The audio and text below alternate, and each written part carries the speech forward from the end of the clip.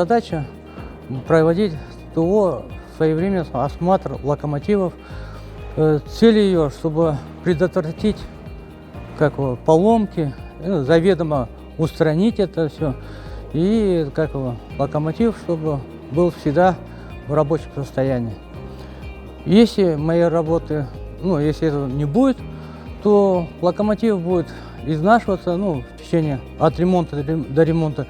И, возможно, она не выполнит свои задачи, поставленные предприятием, руководством предприятия. Если бы не было бы нашей профессии, как говорится, были бы чрезвычайно плохо, конечно, вертушки бы плохо работали, обслуживались.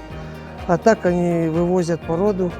После выгрузки породы нам загоняют на вертушку на ТО, и мы их осматриваем, устраняем все поломки, все, как говорится, в первую очередь неисправности.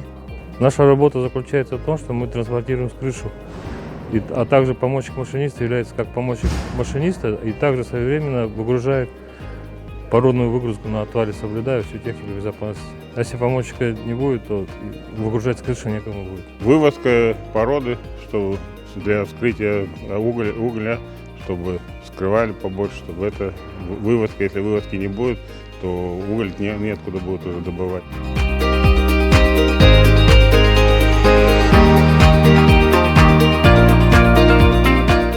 Она встанет, если не будет составителя, тут и подставка вагонов, и уборка вагонов, тут без составителя тут все встанет. Организация работ будет подорвана, некачественное проведение технических осмотров, то есть не будет вывоза угля, не будет вывоза породы, скрышных пород.